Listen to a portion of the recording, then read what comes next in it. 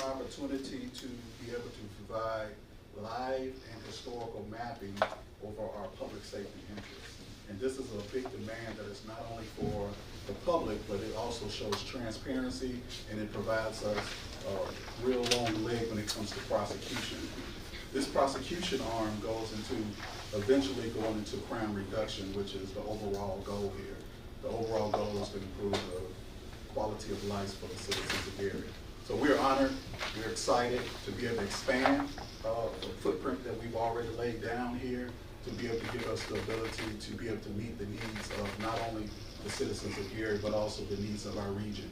Our Real-Time Crime Center has not only been used by the city of Gary or our agency, but it's also available to other agencies that might have a nexus to our community.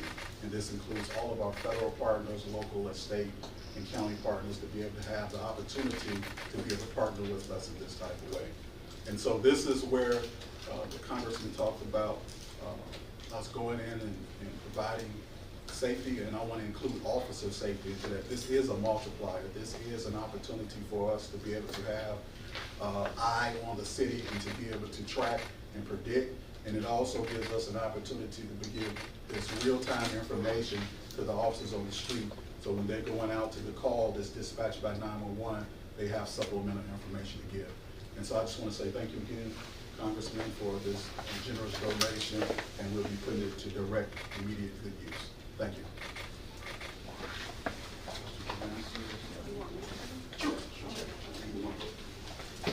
Okay. Do you have any questions for anyone? I'll start with Sam. Is it like for so there are cameras throughout? Is it like throughout the whole city, or is there like sections, or how does that look where they're being placed? Okay, I think I'd have to defer either the chief or lieutenant. Up to you. Lieutenant Abey, you come up with me. Lieutenant Abey, just want to introduce him. He is the lieutenant over the Real-Time Crime Center. He runs a lot of day-to-day operations. If you look over here to our left, you see like the green box there, the general map of the city. And so that's just a general map of the 73 cameras that are fixed in certain areas. And that gives us like a little bit of an idea of different sections of the city. Again, I talked about 170 cameras, so we have cameras that are also inside of our squad cars, and when those cars go out, they also pick up data, and so they work all in conjunction with those different types of things. So if you look at the map again, you see our city, and you see we have a pretty good, surrounding of different places, especially the thoroughfares and stuff like that. Hope that answers your question. How many more cameras is this going to allow you to purchase, or is this paying for cameras you've already acquired? No, so this is going to be an additional amount of cameras. We're trying to figure out that exact number, and we're trying to diversify the cameras that we do have. There's a lot going on, in the city of Gary and our region, and so we want to make sure that we have a group of cameras that we can deploy in certain areas, and we can do certain things with, and so we don't want to just have the same situation. In some areas we might have some gaps where fixed cameras might be needed, and in some areas we might have more opportunity to get some mobile devices, trailers, and things of that nature. Yeah, there was a number mentioned of $264,000. Is that particularly for the LPRs, or is that a larger? So that's for that technology. Okay. The technology isn't cheap, and so it's an ever-evolving type of a technology. If you have ever seen, like, you go through a toll and you see, like, you get the caption back, those are very high-speed cameras. The resolution is always increasing, and so we're going to use this money to again diversify and then add to that. When you're talking technology, you're also talking about data. Do you have projections on what kind of impact this is going to make on the crime numbers? So it's kind of hard to say that. This is a historical type of a tool, and it is something that we can use it live. And what I'll say to that is, so we have an investigation in a certain area. What we do is not only LPR, but we pull in all of that information for that particular geographical space, and then we just start to pull the data in. What this does is we've had situations where we've had violent crime, and where we can actually predict and or dictate where the actual crime spacing and time frames are occurring. And so we're able to map all of that together, put it all together, provide it to a map as far as to the prosecutor's office, and then that gives them an idea of how things go. Now, this is not only just for crime.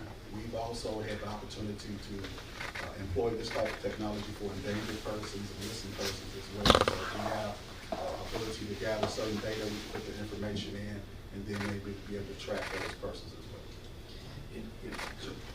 well.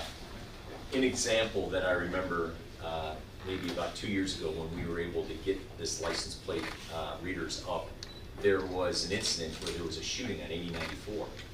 And they were able to locate that shooter through the license plate readers within the next couple hours. So when we talk about public safety and a force multiplier, it is absolutely eyes on our city, in our Northwest Indiana, that allows police to react and create that safety. So as a member of Congress, we work with partners like Mayor Melton, the City Council, and Chief Cannon to make sure that we are upping our game to be able to protect our citizenship. Ultimately, that is an example of using that technology to be able to apprehend a suspect in real time.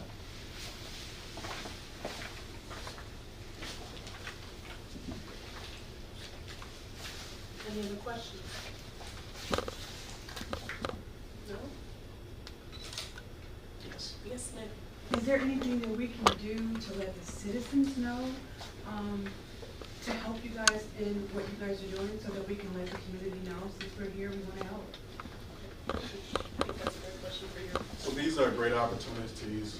Right now, what we're doing right now is having this press conference. We've had press conferences before in the Real-Time Crime Center, and so whatever area of responsibility that you might have, just sharing that is helping us a lot. Also, you might want to just follow the City of Gary. We put out notifications all the time, and then you're able to share those notifications as well. I was just going to say, I think that this announcement, as we talked about, is absolutely about public safety. We want to make sure that the residents are heard and that there is protection provided to them. But I believe that Mayor Melton, the City Council, Chief Cannon, and I, as a member of Congress, have an open invitation to the citizens of Gary to make sure that they talk to us about what's going on in their neighborhood and what their needs may be. And of course, their participation and being committed to public safety and us building that trust between law enforcement and elected officials and the citizens of Gary is so vitally important. So it does prioritize these investments that we bring back from the federal resources that we bring back. We're making sure that you as a resident of Gary know that we are prioritizing your safety and that you are heard.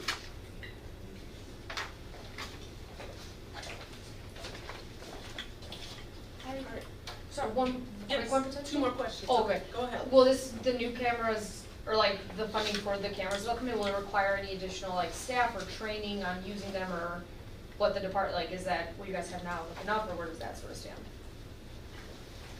So as you kind of look at the backdrop, Corporate Green is sitting at one of the pods. The pods, you see, you have 3 screens in front of them. There's mass screens on the end and other screens. And so what this technology does is allow for an officer to be able to draw all of this information in at one time. And again, we go back to the geographical locations. And so if that's just an example, there's 10 cameras in a certain area that's particular to what we're looking at. Persons like Corporate Green are able to bring that information up. Also, it's not just limited to the Real-Time Crime Center. We've also employed that technology in our squad cars, so officers are able to do that as well. One more question from now. So when you're talking about the numbers in terms of people calling 911 and will calls be rerouted through this system so citizens can stop complaining about, well, the officer didn't come, it took them 20 minutes or people didn't show up? No, that's a whole separate matter. So E911, which is our Lake County base, all 911 calls go through them. What ends up happening in those situations like these, once that call is placed, then our officers have the next leg into trying to make sure that we mobilize the situation. So if we get a call at a certain location, let's say if it's this location, 555 Folk Street, then now our officers, just like if they were driving to a call, they're able to pull up the call and employ the technology that we have.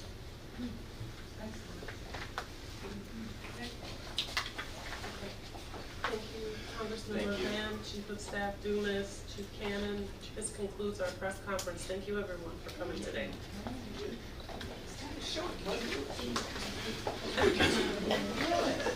Jack, did you have